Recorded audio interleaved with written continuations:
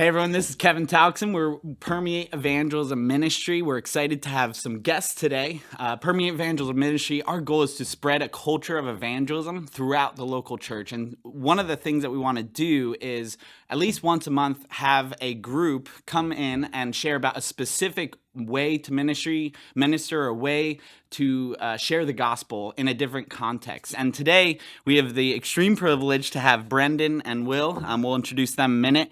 Going to be focusing on prison ministry, why it's important, and specifically the organization Saints Prison Ministry, which has some really cool stuff going on and ministering to prisoners. And so let's go to introductions. Let's give your name and also how many times you've been in prisons ministering with the Saints. Sure. Thank you, Kevin, for having me. My name is Brendan Hellier. I've been ministering in prison for 10 years now. So I started 2014 with Saints Prison Ministry.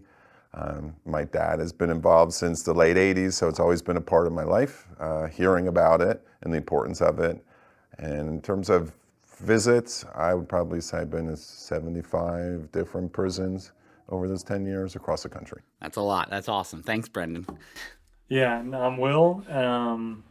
Brendan got me involved the year after he went for the first time. And so just subtract his numbers down a little bit and right about there. So awesome. And you're hooked on it. You guys go every year. It's so good. Myself, I've been on two Saints Crusades, which we'll talk about Crusades later. So probably about 6 prisons myself. These guys are the veterans, the experts. So I'm excited to have them on here.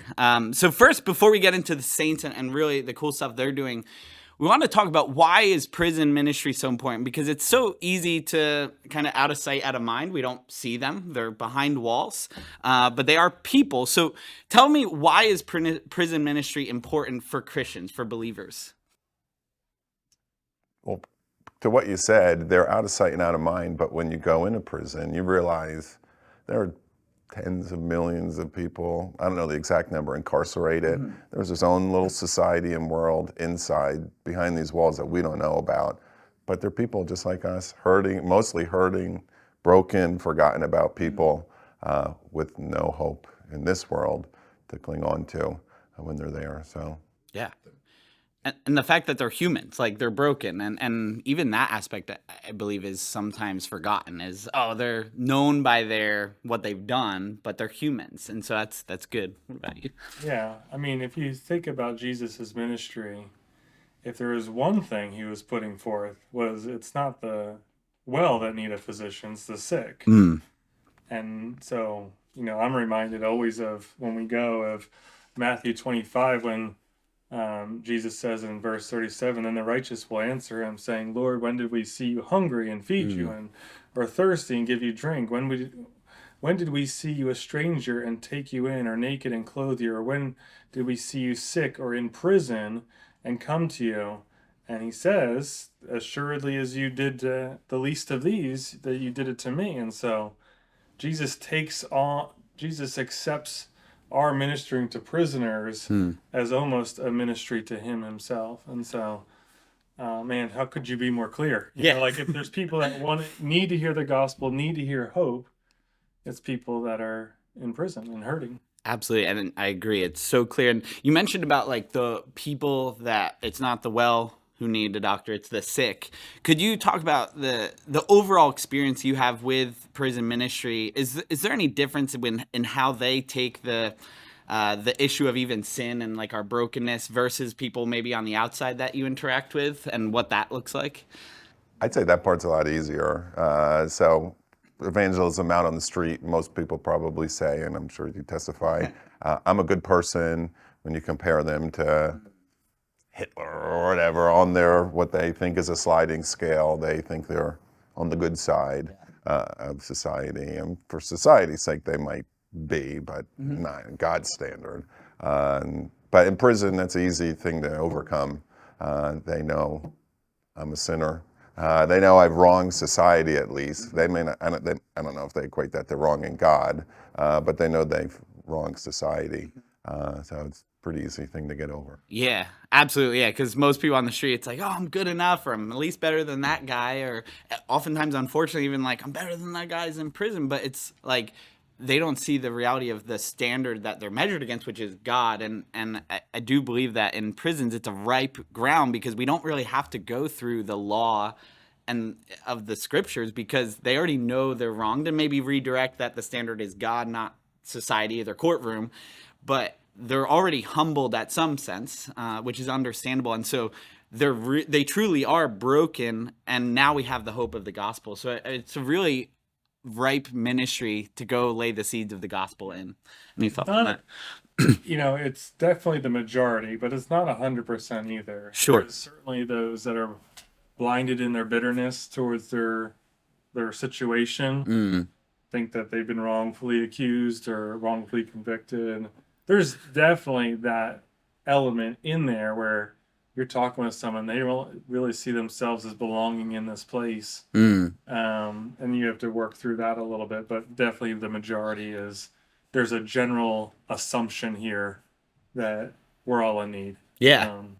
That's good. And it's a good point that it's not everyone. So each individual, and I really believe in evangelism is getting to know people, is building those relationships, which it looks different in prison ministry than outside, but the concept still is the same, is understand where they're at and then communicate what is needed. Do we need to start with the law, sin, death, or do we need to, they already see that and go to Jesus? So yeah, it's important to build relationships, which we'll get into even with how the Saints does it. There's one point I wanted to bring up about why it's important. Over the years, I've seen that there is a really strong group of believers in prison that are essentially the full-time missionaries there. But in prison, there'll be a lot of cliques and a lot of groups that may be turned off by the inmates that are professing Christians. So if there's an outside group that can come in, that can kind of break down some of those walls, it helps support those missionaries that are in prison that'll be able to stay with them for who knows how long. Just to clarify, when you say missionaries, like people like serving there full time in a sense, like going every week, or actual inmates? Both, but I would say actual inmates that are on fire for Christ in prison that realize I'm here, I'm going to serve God. So us coming inside can essentially help bolster. Would you say, and because you've been in 70 prisons, would you say that there's been at least one or a couple Christians in every prison? Absolutely. Okay. Which is cool, and I would imagine most people forget that, oh, they're inmates, like they've rejected God, but in every single Christian, at least from your experience, there's been a Christian, and that is so important because they are there and ministering to God, and a lot of prisoners, like they know God when they commit maybe these crimes, they've fallen into sin, and a lot of the stuff maybe we've done, we just haven't got caught, and so that's a great point. So how... Like, what does it look like when you encourage the Christians in prison ministry in general? Like, what does that look like? Reassuring them or encouraging them of like their big purpose there, and a lot of them know that, but I'm sure it's draining and tiring. So just encouragement, I would say. Yeah, it's there's an encouragement in their calling now. I think there's a encouragement to maybe just kind of remind them that we do have a tendency, we're prone to wander, and this is a place that is going to be easy to wander at. And so encouraging them to kind of stay active in their relationship with the Lord, to not rest on their laurels, so to speak, because this place is going to drag you down in a hurry. And so I think that, and lastly is, I think I constantly am reminding them that the Lord sees your family outside, and He's caring for them. So do your best to care for them, but trust in Him too. Yeah, and it's so good. And we as Christians, even outside the prisons, we need encouragement in our ministry oftentimes, and we forget that there are Christians on the inside that need just as much, if not more, encouragement. And it's so easy to focus on the unsaved, but a big part of the ministry is actually to encourage those that are going to be even more effective than us from the outside, because they're able to disciple people while in the prison. And so that's a good point to bring both unsaved and the saved. And so it's clear from the scriptures that we are called to minister to prisoners, and it's clear of the impact that it can have both for unsaved and saved. And there are tons of Christian prison ministries, both national and international, also even local churches that send people into to the local prisons. There's national ones like Prison Fellowship, Liberty Ministries, I believe Kairos, I believe you said one. Really good stuff going on at a lot of different ones. A lot of Bible studies being taught. So really good stuff that's happening. But I wanted to spend some time focusing on Saints Prison Ministry. You all are experts and veterans of it. It's a family affair with Brendan as well, with his dad. So let's focus on Saints Prison Ministry, because it's, I would say, pretty unique compared to some of the other ministries out there. So what is Saints Prison Ministry, and what makes it unique from maybe some other prison ministries? Sure. So just background on Saints Prison Ministry. It started in 1987, birthed out of a church softball coach wanting to make an impact with his church softball team rather than playing in local leagues. So he sent letters out to, I believe, public leagues, and then also a letter out to a prison, and the prison responded and said, yeah, you can come. So it started with just one coach wanting to make an impact with the softball team. Got into prison the first year, and he realized, this is where the Lord's calling me, and this is a place where we can have a big impact. And then from there, it expanded to not only softball, but volleyball, soccer, basketball, and all different ways to interact with even people. wiffle ball, I heard, or something like wiffle that. ball, kickball, pickleball. Anything that moves around. That's awesome. And I love that, just real quick, the fact that one guy just had Jesus' heart, which is to use whatever he has, whatever gifts he has, for the gospel, and look at what it has expanded into. So that's awesome. What are your thoughts? Anything to expand on what it is? And so I think that's how it kind of began. I would say the distinct factor that you were maybe talking about is the access to maybe the general population in the yard. Because what we do for Saints Prison Ministry, we essentially go into the yard during their yard time and play. We specifically play slow pitch softball with the inmates and their teams, whatever, however it's set up. But we have access to everyone that's out there, the whole population, where typically prison ministry is done within the chapel service. And so the Christians basically will come and hear from the outsiders and be encouraged, which is great. But we want to reach those that haven't heard yet or haven't trusted yet. And so I think that's what I get really excited about is the game, but then that all these people out here to watch, one might hear and respond. And that's so cool, because people may not come to the chapel, but they'll pick up a baseball bat and play softball, or even sometimes they don't play. I remember one prison, there was like weightlifting in the left field or something, and they were hearing the gospel, and they had no intention to, but they were hearing the word of God. So that's really, really cool. Could you talk maybe about Saints Prison Ministry, both like how do they get into prisons? Maybe talking about both the Crusades and also the like seasonal tournament or seasonal seasons, and then also how does going into Saints Prison Ministry, like how are they run, and is there follow up? So maybe those two things would be great. Sure. So again, the prison ministry has been around for 37 years, so they have a very, very strong reputation within the prison network in the United States, both federal and state prisons. So we have a list of invitations that we just can't meet because we don't have enough bodies or teams to travel and get to all these locations. But the way we're serving now is teams both locally, based out of New Jersey, Pennsylvania, Georgia, Illinois, West Virginia. They'll all be regular season teams that one Saturday a month in the summer, they will travel to a local prison in their region and do a day of ministry.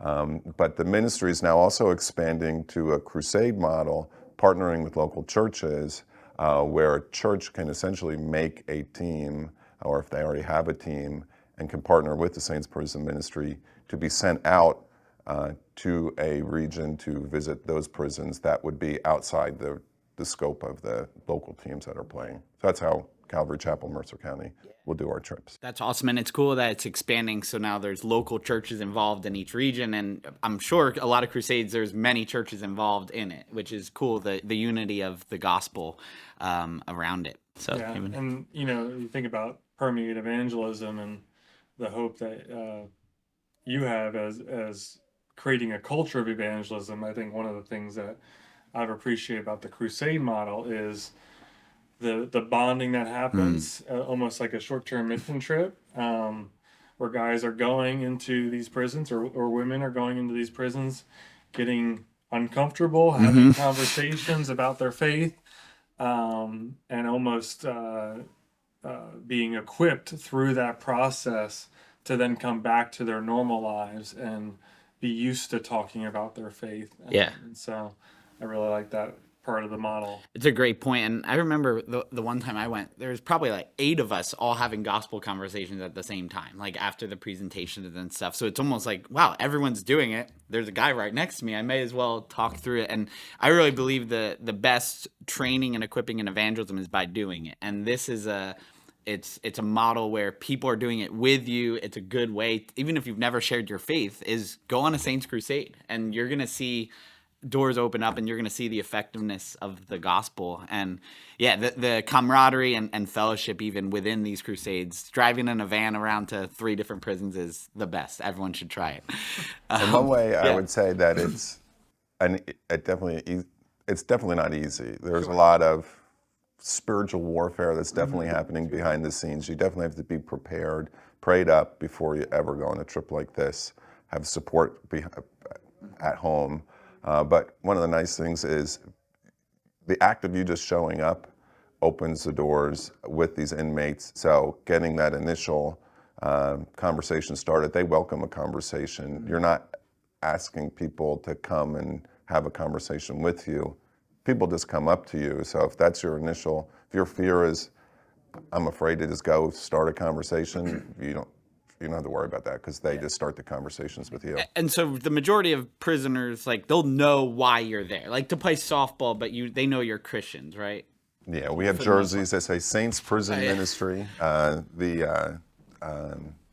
Isn't the cross on it too? Yeah, there'll be posters put out in the prison before we even show up saying, come see a softball game and hear an encouraging message. A lot of prisons we've been at multiple times, so they know who we are and why we're there. Yeah, and they get excited. I remember the one time I went, they were like, "You were the first guys who've like visited in months, like from the outside," and so they're like roll out the red carpet in a way. Some of them, they're excited to see the Crusade teams come in. So that's really cool. What is like, so Crusade, you obviously go to say 4 prisons in 3 days or whatever. What does it look like once you get to the prison? Maybe go through a timeline, how many games you play, what that looks like.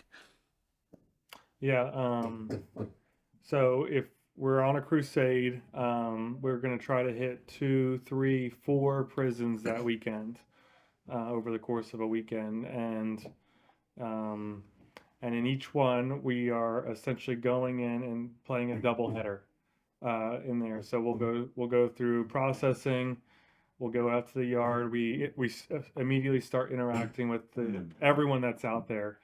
And it feels a lot like backyard wiffle ball, where there's trash talking and and encouraging, and it's just kind of real light and jest and all that and stuff.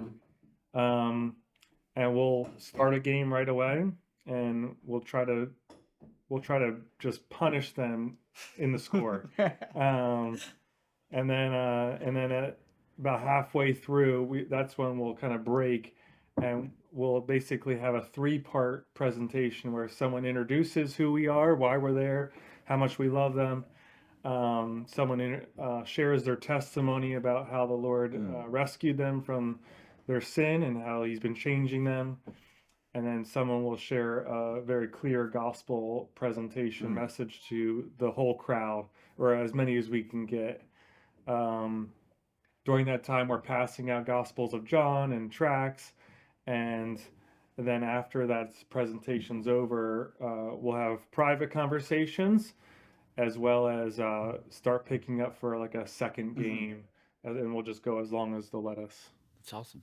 And you can always have conversations at first base. And so the cool thing about softball is you're running past each other. And so that's great. So now that we have an idea of the timing, what it looks like, so getting into the practical, especially focus on the person that has never been in the prison and maybe going on their first Saints trip, Saints Crusade.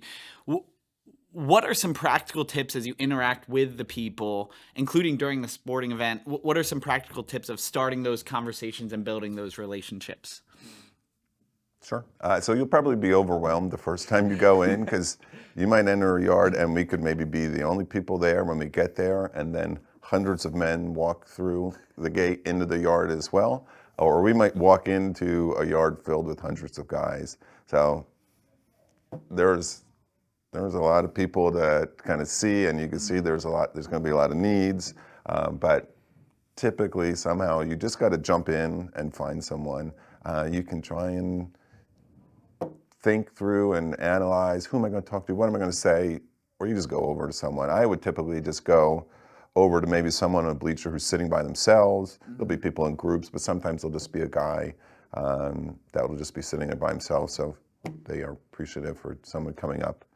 Just start a conversation. Going find that one lost one. And even you mentioned about the hundreds coming in. One thing I've known about prison ministry is you never know what to expect. Like, could be 30 people with like the game plus a couple, could be 300. And so I think even a first tip is like, prepare for the unexpected in a sense, like be flexible with the spirit. I heard this phrase, like, don't anticipate, participate. Just like participate with what God's doing. We don't know exactly what it will look like because each prison is different, even from one day to another. So I think that's good. And finding the individual, that's awesome. What about your thoughts? Yeah, I think the biggest thing people will wrestle through if they're there for the first time will be forgetting that these men are human, and they're not going to be that different. They're going to have very different heart desires than you do, and so I try to, like Brendan said, kind of like interact, like instead of trying to meet all the needs or talk to all the people, I'm trying to find like one that I'm connecting with, and that might be through trash talk. It might be through borrowing my glove when I'm around defense. But for some reason I'm really connecting with this one, and so if I have a spare moment, I'm going to go back over to them and begin to ask them about their family, ask them how they're doing spiritually. And so just, I think, kind of being able to focus versus, oh my goodness, there's 300 people out here. Well, there's this one that the Spirit's connecting me with, and I'm going to pursue that. That's good. So you can trash talk for Jesus, apparently. No, but even the trash talking, like the kind of egging on with different plays in the game, it shows that they are a human as well. Like, and so the humanization factor is so critical, and there gains a level of trust when you have that, because they might have a perception even of themselves that I'm unworthy to talk to these people, or I'm just a prisoner. They're out free with their families. And so going to their level, valuing them, showing them like you care about them, even in simple things like that, is so impactful to build that relationship. Even probably asking their names and stuff, because they might be prison number XYZ, or this is where my cell is, but like they have a name and they're known by God. And so that's a really helpful way. And having the sports is almost a ready-made relationship. And that's why I really believe Saints Prison Ministry can be so effective, is you have this relationship building built in. So then now how do we get to the gospel? And to follow up on that, okay, so you build this relationship. You build some level of trust, some fun, banter, things like that, getting to know them. How do you start a conversation about the gospel and spiritual things from that relationship that you've started? Sure. So you could start right away and just jump right into things and say, hey, where are you at with God? I've been successful with that. Yeah. Just jumping right in. You could small talk all day there and then leave and say, this was worthless for me, and I didn't really make the most of it. or you can jump right in. But definitely after our presentation, there's going to be a lot of jumping off points from that initial presentation that they heard, that you can bridge to. What did you think of what was shared today? Or you're going to collect a card where they indicate where they're at with God, and asking a question based on how they respond to their card. So I find that it's a little bit easier after the presentation because there's always something to point back to or the testimony that's shared. Yeah, and even after that, you can say, how does the testimony resonate with you? And I know you guys have seen the testimony where like, wow, that was similar to my life. And so there's a lot of connections there. So it's natural. Yeah, you can do the where are you at with God? And I've seen that happen too. And even outside the prison, that's effective. People don't realize sometimes we can just go right at it. Like, what are your spiritual thoughts? What are your spiritual background? So I think, and especially when you only have, say, 2, 3, 4 hours, sometimes it is effective to just get right into it. And really, with like evangelism is listening, and so both of those scenarios that you said was asking questions, and that really is the best way to start a gospel conversation, because we go start preaching like one-on-one about Jesus, but asking those questions is so impactful. So that's really good. What are your thoughts about starting a spiritual conversation? Yeah, I totally agree with Brendan. There is so many natural jumping off points. I would say even before we have the presentation, they know why we're there. And so I've said, I'm really looking forward to kicking your tail in softball, but that's not totally why I'm here. And you know that, I'm here because uh, Jesus changed my life. And so where are you at with him? Or what's your spiritual background? And so I think that's so easy because I think I share my heart. There's a little barrier, take down the barrier, share my heart for them, and then ask the question and start, and then you're just going from there. So Yeah. And it'll be once if we listen well to the questions, because we're not just asking questions to ask questions, we're asking questions so we can listen, get to know them. And yeah, when you ask these questions, you're going to see that they are going to respond in a way that you'll know where to go with the gospel next. Like, do they need to hear a little bit more of the law, sin, death, or do they need to hear about the hope of Jesus? And understanding where they're at, then communicating the gospel, which is an effective way. And the gospel there's only one gospel. There's one message, but the way we communicate it does matter in the context. We see that even with Jesus, he interacted with the Pharisees and maybe the outcasts differently. And so those are some good questions. Maybe what's your spiritual background? Sharing your testimony. Hey, this is where I've been in 1 minute. What did you think of the gospel presentation? So a lot of these very specific questions that are ready-made for how the Saints is built in. So that's really helpful. And so is there a specific way that you've communicated the gospel in prisons that is different maybe from the outside? Can you talk through that of how you communicate the gospel to them? What's been effective for me is the story of the prodigal son, where they think, well, society's cast me off, my family has cast me off, surely God has cast me off. Then you share a story of the prodigal son and how the father is just waiting for this son to repent and turn around and come back. And they're not mad, he's not upset, and he celebrates when he returns. And even though what the son did to the father earlier on in the story, the father forgives that and will accept him and is waiting for him to turn back.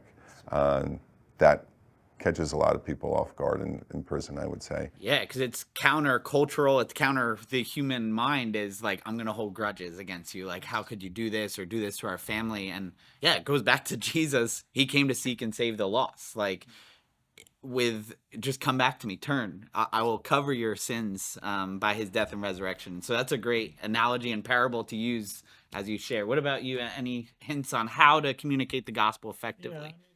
Yeah, prison is a microcosm of our culture. Like it is just, good. it's a miniature community, and it has all the same elements as every other community. And so I don't think you have to do anything like unique or special or any. I think you have to listen to this image bearer and see how and see how they're interacting with God's truth, especially as it's presented before them, and then just kind of following that thread of what do they need from the gospel right now? Do they? I've definitely interacted with people in prison that think and the same way I've interacted with people outside of prison that think that they're good because they're good, because they're not worse than the next guy, um, and so I think all of that still is present there.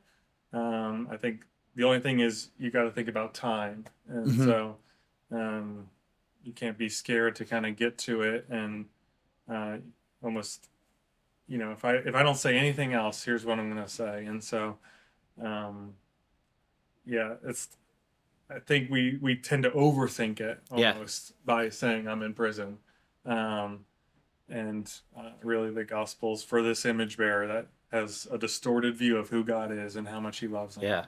Yeah. And that's a great point that we don't need to change the gospel. The gospel is the gospel. Let's go share it. And yeah, there's certain things of relationship building that are maybe unique, but let's just unleash the power of the gospel. It's the power of Christ. Let's share it, and God will do what he does. The word of God does not come back void. We know that, including in prisons, the same power in and outside. And so going into the gospel, that was helpful with some one-on-one context of sharing the gospel. What does it look like in between those two games when you share the gospel to the group? What does that message look like, and testimony? Can you go into that a little bit more? Sure. So after the first game, we'll play whatever 7-inning, 9-inning game. We will essentially corral the crowd into one area of the yard, and we'll have a PA system set up. So players, teammates will go and try and gather as many people from the yard that might be out of hearing distance into one kind of central area. There'll be someone who introduces the ministry, shares a little background, shares why we're here, and then we'll have a gentleman come up to share his testimony. I've seen testimonies from guys in prison where I was in prison for 25 years. We have a guy that plays on a New Jersey team that was in prison for 25 years. I've also seen testimonies in prison of men whose lives were bound by addiction, which is a big issue that inmates have probably struggled with. And they are zoned into that testimony more than I've ever seen people zoned into. So I've seen testimonies where I've been raised in church and my parents loved me, and I've heard about the gospel from the very beginning. And that type of testimony can still impact people and reach people, because a lot of those inmates might have been in that same Grew up in scenario. church too, and even Will mentioned before, the prison is a microcosm of today's culture. The same stories we have there's probably someone in there with the similar story and background. So I think you have to be careful to not like, oh, my testimony's not good enough. Like, your story is what God had for you, and so share it, because you never know what will happen. So that's good about testimonies. Yeah, so we feel the testimony, while it'll be like just a 5-minute brief story, kind of primes the pump for the gospel, opens up their heart to the gospel as well, and kind of builds that connection point with them. And then what does the gospel look like? So there's the 5-minute testimony, and I think it's good. It shows like humanization, and we're broken too. What does then the gospel presentation look like? And the testimony's 5 minutes. How long's the gospel message normally? Yeah, we try to keep it, 10 to 15 minutes Okay. or so. But yeah, very much it's a guy trying to bring their attention to what actually separates us from God, and then how that separation is restored through Christ. And that I think a lot of the emphasis is on the Father's love, the Father's desire that they would turn and come back to Him and He would receive them.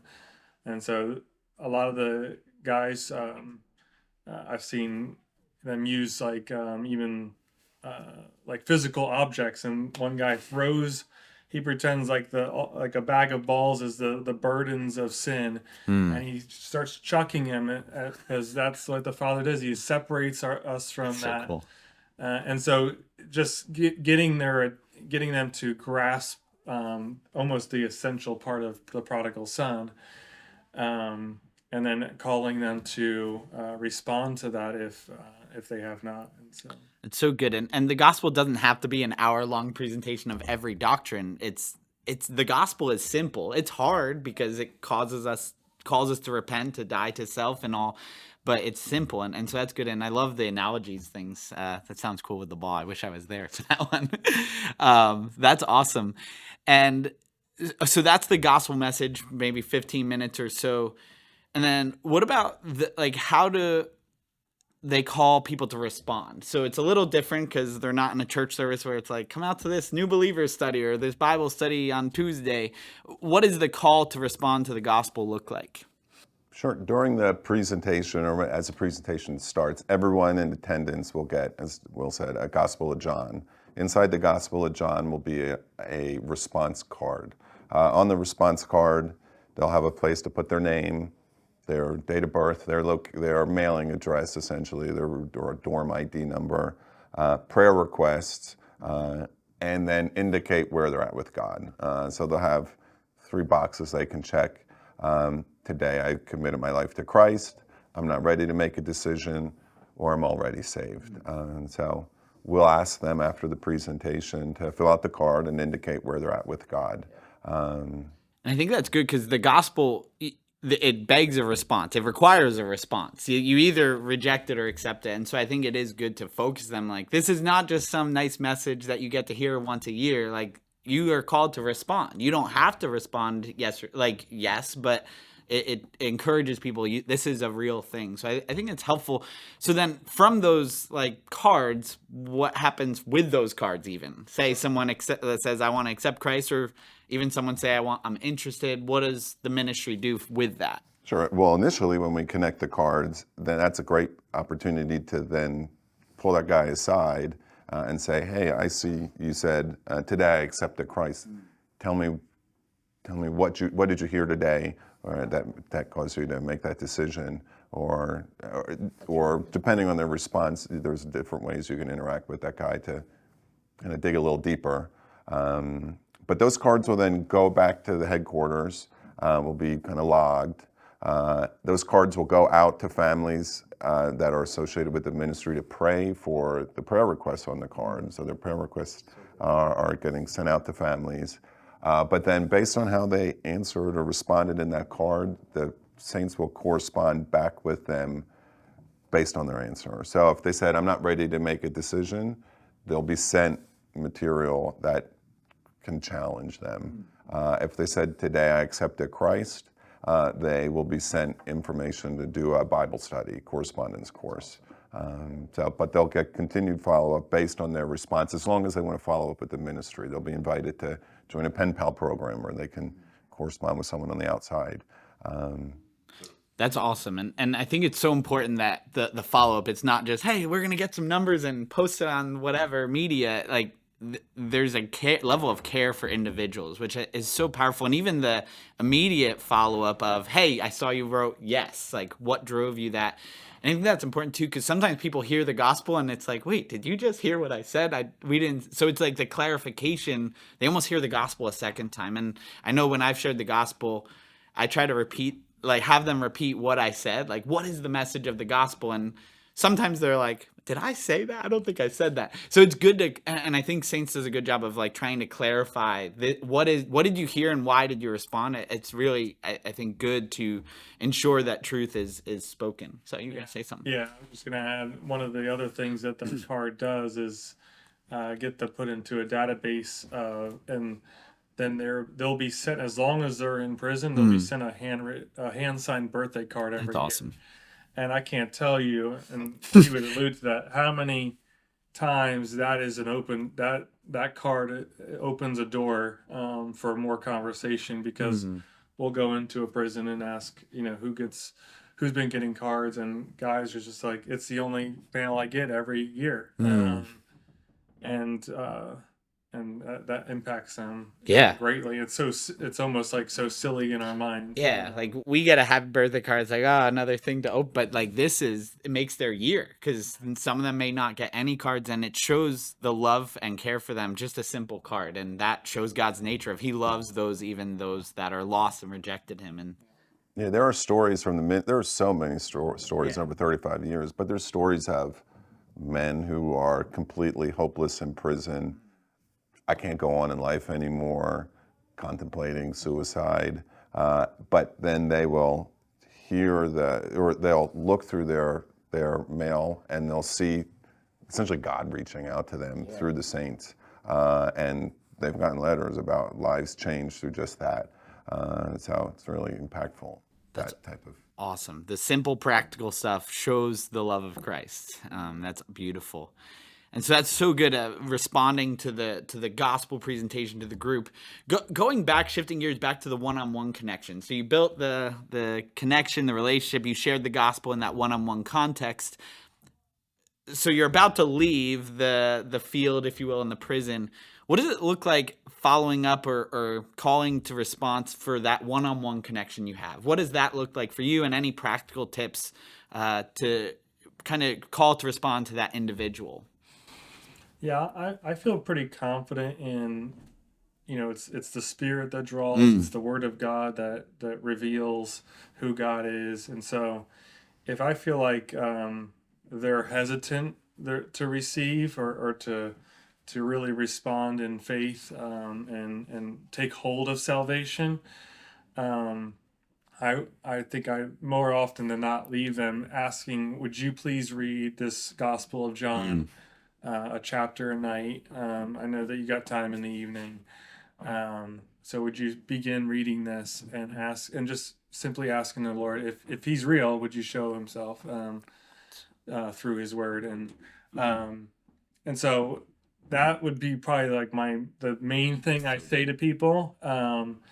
There's definitely been places where I've gone back to a bunch of times and gotten to know guys, and now I write with them. Jeez. And so there is occasionally a more ongoing connection, but more often than not, it's just challenging them to be in the Word and ask the Lord to reveal Himself. Yeah, it's so good because it's tempting maybe to like, oh, like they're gonna look at you as the gospel, but it's like, no, we're pointing you to Jesus, we're pointing you to the Word. And just to clarify, because you mentioned the Gospel of John, so within every crusade, as long as you're allowed, depending on the prison, you guys bring in Gospels of John to hand out to everyone, right? Yeah. So you're even just that, if you just showed up and gave everyone Gospel of John, that's beautiful. But just to have that connection, then be able to point them to the Word that is really what is going to save them. That's awesome. So that's good of getting them in the scriptures. What about you? Any thoughts on the closing up the one-on-one conversation? Yeah, always leave them with the challenge, wherever they stand. But it's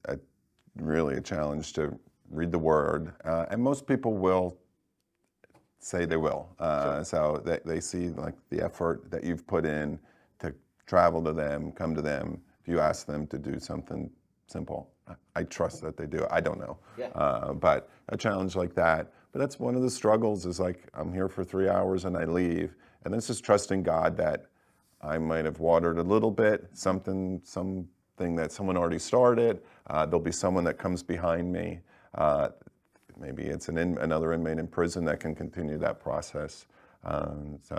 Yeah, and I think just in general, evangelism, it's tempting. And me, who does a lot of evangelism, it's like, I need to convince them or save them. But prison ministry is a great reminder. It is not you who has the power, who's doing the work. It's God. Like, you're a conduit. You're a servant of God. But it forces us and grows us in our trust and faith in Jesus. So I think it's even a growing mentality for us as Christians too. And what about like praying for the group? I think that there is like praying for the group after the gospel. What about like the one-on-one context, like praying for them before you go? What does that look like in your experience? Have you had that opportunity? Oh yeah, I think that would be something that I almost don't want to walk away without praying with one guy at least. The cards are a great opportunity. Some of them are just going to write really generic stuff, and I'm going to ask them to dig a little deeper if I have a moment to.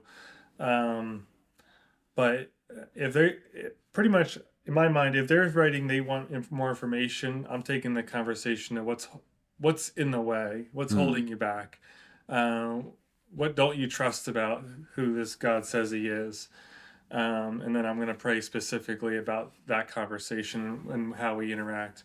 If they're already saved, I'm kind of more moving to what do you need from the Lord to continue to serve Him here, to continue to have hope in Him? What about your family? Yeah. And we're going to pray specifically about those things. Yeah, that's so good. Have you had the experience to pray with, and what does that look like for you, Brendan? Sure. Yeah, it's always based on the conversation, but usually I try to end every conversation, especially if I've dug a little deeper with them, by saying, "How can I pray for you? I see that you've listed this on the card.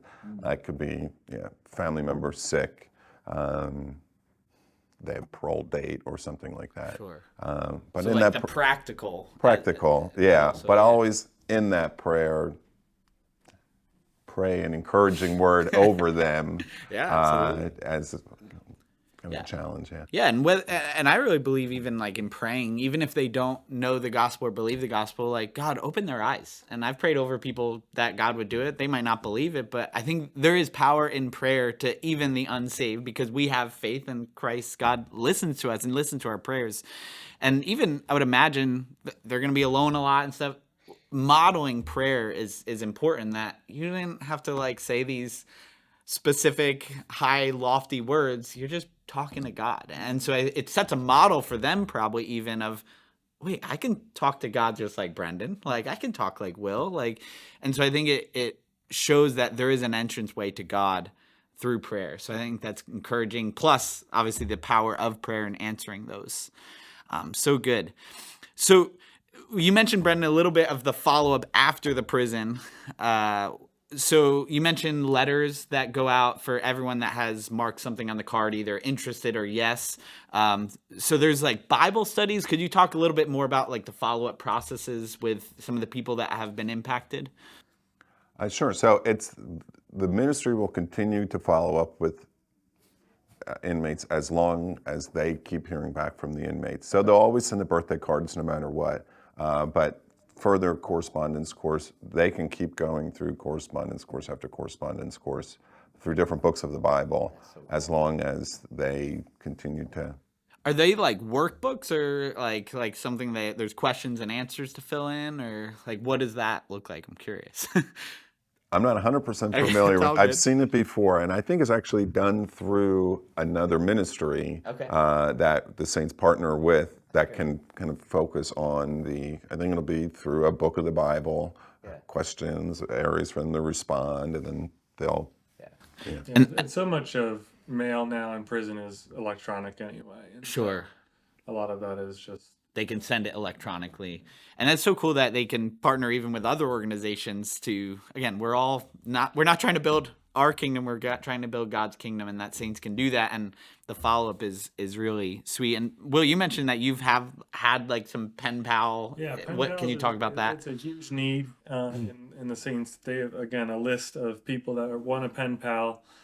And so I saw the same group. I saw a few guys again and again and again, and we just we started writing back and forth and just kind of encouraging them in their walk. They're encouraging me in my walk. I wouldn't say any of them are like seeking. They're more just believers, and I'm just trying to treat them as a brother.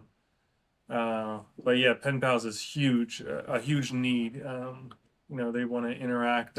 They want to talk to people outside. Sure. They want people that care about them, and so that's like a whole different arm of the ministry that is available to. Yeah. You don't have to go there to have those pen pals. You Yeah. can just say, "I want a pen pal," and they'll send you, the address of one of them, and you can start writing. Yeah, and that's so good, and it just shows it.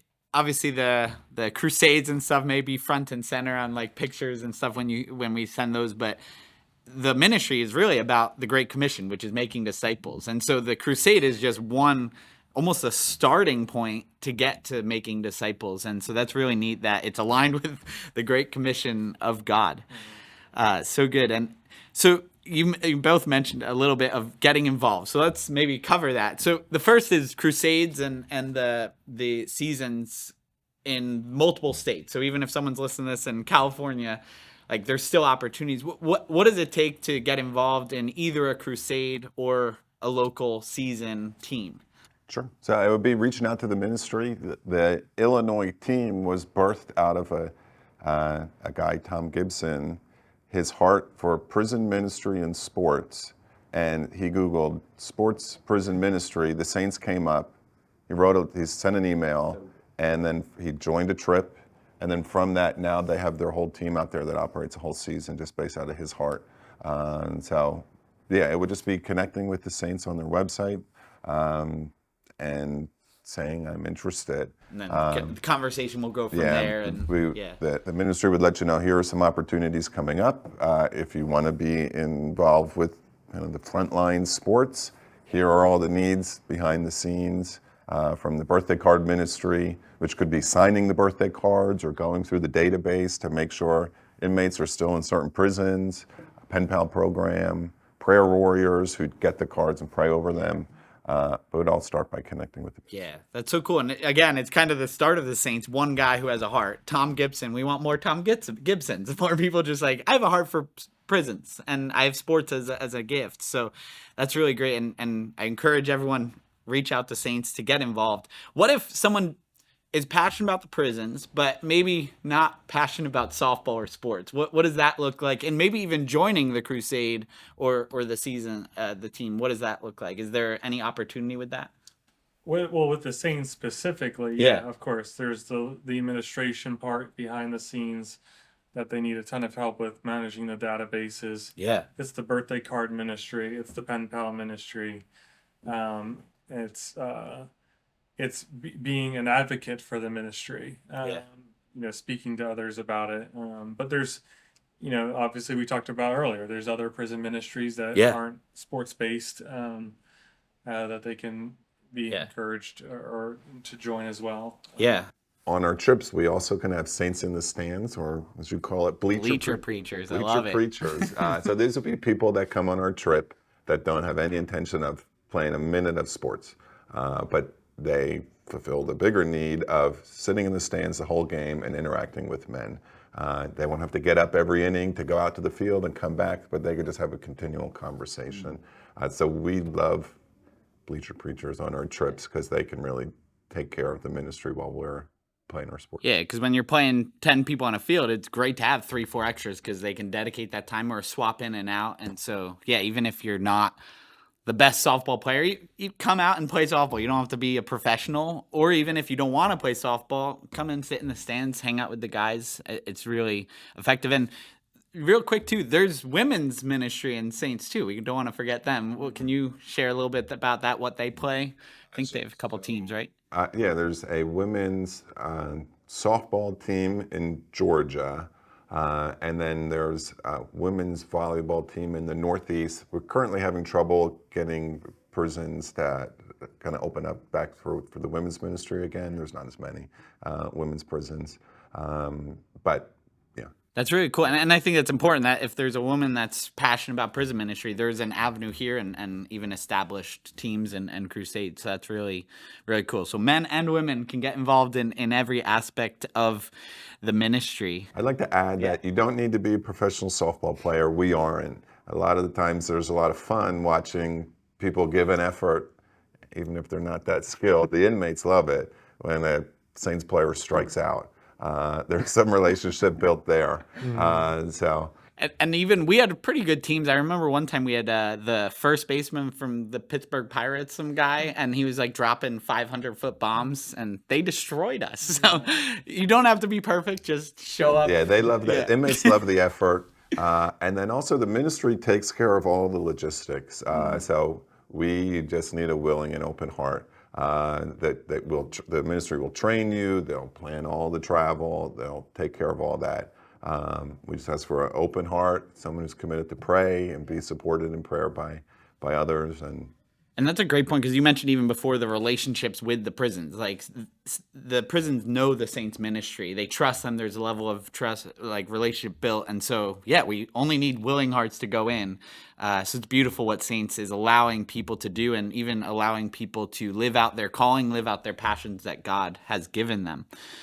So we encourage everyone, reach out to Saints Prison Ministry if God is putting prison ministry on their heart, whether it's sports or even the back end, being a pen pal. Say if you're stuck at home for whatever reasons with medical or whatever issues, you can be used for the kingdom of God at Saints Prison Ministry. And so we'll put the contact information, the website, more information in the comments, so that you have that ready to go and you can reach out to them. And I would encourage, whether your church has a local softball team or you're an individual, reach out, because this, what I really believe in, which is why I'm so excited as Permeate Evangelism to do this, is when you start getting into this ministry of Saints Prison Ministry, it becomes a culture. Like at Calvary Chapel, Mercer County here in Jersey, when Brendan started doing it, now we go on a trip every year now, and there's new people coming every year, and new people seeing that, wow, we can share the gospel. And I've even seen people go into the prison and say, I need to share the gospel in my daily life. And so it's a great conduit to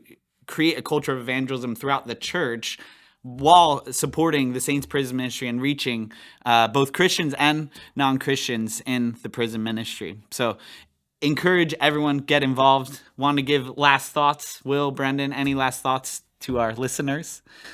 Yeah, I would just say from a personal experience, Brendan's invite to us, to Calvary Mercer, to me specifically, it was just, he said yes to his dad finally.